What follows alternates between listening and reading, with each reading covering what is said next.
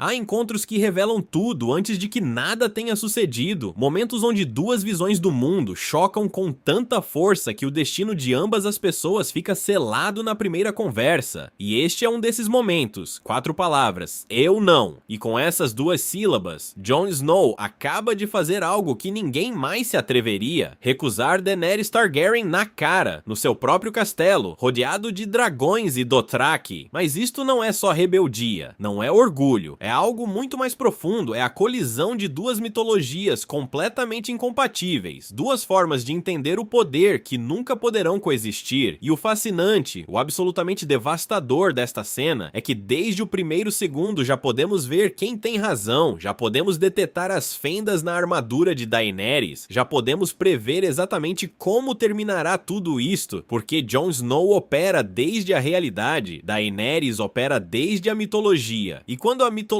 se encontra com a realidade, a mitologia sempre perde. Assim que falemos do que realmente está a passar aqui, Jon Snow viaja para a Pedra do Dragão, levando o peso de uma verdade impossível, viu o exército dos mortos, lutou contra caminhantes brancos, sabe que o Rei da Noite vem, e sabe que o Norte sozinho não pode detê-lo, precisa desesperadamente de 2 coisas, vidro dragão, o único material que pode matar os caminhantes, e fogo de dragão, a única arma que pode queimar um exército de mortos que não para de crescer, mas antes de que possa dizer uma só palavra, é bombardeado com isto, uma lista interminável de títulos, um desfile de credenciais desenhado especificamente para uma coisa, fazê-lo sentir-se pequeno, e aqui está o primeiro problema de Daenerys, ela não está a apresentar-se, está a conquistar o espaço, está a usar a linguagem como arma, cada título é um lembrete de que ela é divina, lendária, intocável, não só herdeira, mas a escolhida, não só líder, mas milagre vivente. É uma estratégia brilhante se teu objetivo é intimidar, mas se teu objetivo é construir alianças, é um desastre, porque Jon Snow não veio aqui para impressionar-se, veio para sobreviver. Davos responde com isto, 9 palavras, sem adornos, sem pompa. E essa brevidade é devastadoramente intencional, porque Jon não precisa de títulos, seu poder não vem do seu apelido, não vem de profecias, vem das pessoas que o escolheram, dos homens e mulheres do norte que o nomearam Rei do Norte porque confiam nele, não porque esteja destinado a sê-lo, e essa diferença muda tudo. Daenerys exige submissão porque é uma Targaryen, Jon recebe lealdade porque a ganhou, Daenerys governa por direito divino, Jon governa por consentimento, e quando essas duas filosofias se encontram, não há ponto médio, Daenerys tenta algo subtil mas letal, refere-se a eles como meus senhores, não como reis, como senhores, como vassalos, e Davos corrige-a imediatamente, porque se permites que alguém mude teu título, perdeste a negociação antes de que comece, a linguagem define a realidade, e Daenerys está a tentar definir Jon como subordinado, antes de que ele possa abrir a boca, e aqui está a armadilha, Daenerys invoca a história, usa o juramento de Torrhaen Stark, como se fosse uma corrente legal que ata Jon automaticamente. É brilhante, porque se Jon aceita a premissa de que os juramentos dos seus antepassados o obrigam, então já perdeu, se a história é vinculante. Então ele é um rebelde, um usurpador, alguém que partiu um contrato sagrado. Mas Jon não cai na armadilha. Davos esquiva com humor, mas Daenerys recusa-se a soltá-lo, porque para ela, isto não é só história, é a base de todo o seu direito ao trono. Se os juramentos não são eternos, se as promessas de gerações passadas não importam, então sua própria legitimidade colapsa. E aí está a ruptura, o momento onde a ilusão de Daenerys choca contra a realidade de Jon. Eu não há elaboração, não há desculpas, só uma negação direta, e Daenerys não pode processá-lo. Ela imediatamente coloca-o como traição, como desonra, porque na sua mente, não ajoelhar-se é inconcebível, é uma violação da ordem natural, mas então Jon faz algo extraordinário, desarma todo o seu argumento com uma só verdade. Esta é a jogada mestra. Jon não está a rejeitar o conceito de juramentos, está a dizer que o contrato foi destruído, que quando Aerys Targaryen queimou vivos Rickard e Brandon,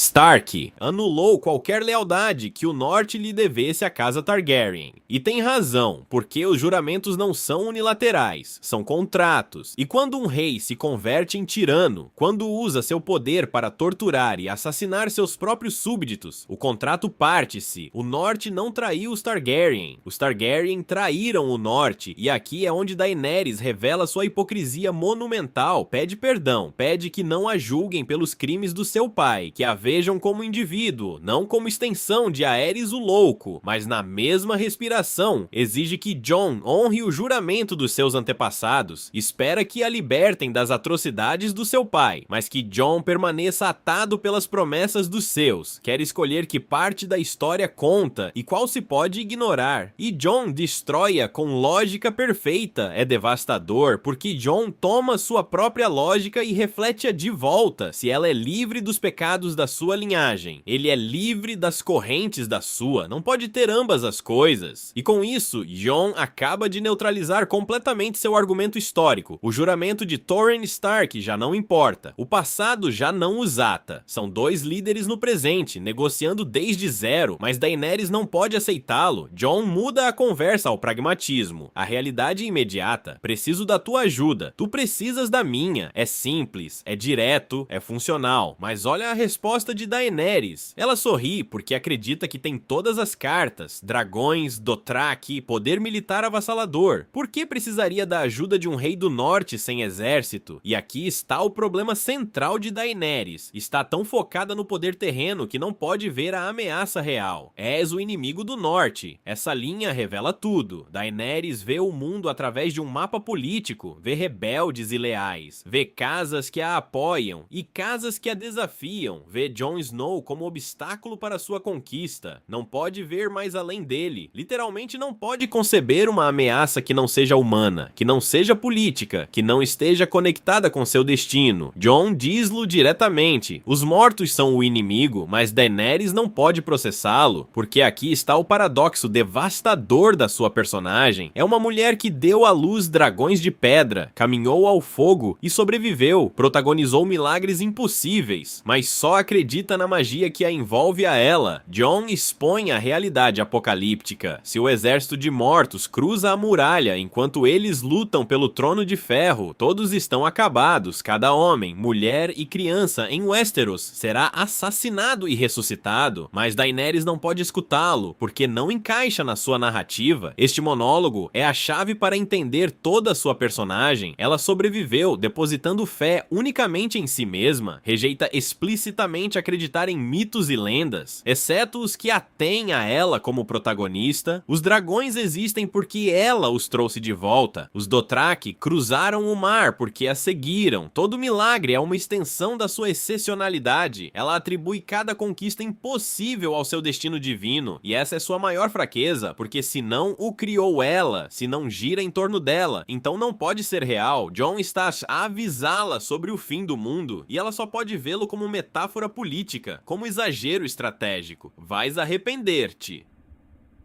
Não de perder o trono, de estar morta, mas Daenerys continua sem escutar. Tyrion tenta mediar, sua lógica é politicamente sólida. Ajoelha-te, consegue os exércitos, protege o norte, simples, eficiente. Mas Jon vê mais além, não há tempo. Porque ajoelhar-se não é uma transação rápida, é teatro político, requer cerimônias, juramentos, consolidação de poder. E cada segundo que passam a discutir títulos e joelhos é um segundo que o Rei da Noite avança. Tyrion prioriza o orgulho, Jon prioriza a sobrevivência, e aí está a rejeição final. Jon desarma completamente sua autoridade carismática despojada de dragões e mitologia autoimposta. Ele não a conhece, seu direito baseia-se no nome do seu pai, o mesmo nome que trouxe ruína à sua família, enquanto que seu mandato vem da confiança, do consentimento, das pessoas que o escolheram. É o choque definitivo entre monarquia divina e liderança democrática, e Jon acaba de demonstrar que sua forma de poder é mais legítima. Daenerys não pode ceder, ser, porque reconhecer a independência de Jon invalida todo o seu direito se um dos Sete Reinos pode ser independente. Então seu título de Rainha dos Sete Reinos é uma mentira. Não pode tolerar sua existência como igual, não legalmente, não filosoficamente, duas palavras que revelam tudo. Ainda não. Pensa no que acaba de passar. Daenerys pediu perdão pelos pecados do seu pai, suplicou que não a julgassem pelo que fez a Aerys o Louco, argumentou apaixonadamente que ela é diferente, que uma filha não deve carregar com as atrocidades do pai, mas quando Jon pergunta se é prisioneiro, ela responde com uma ameaça, não com um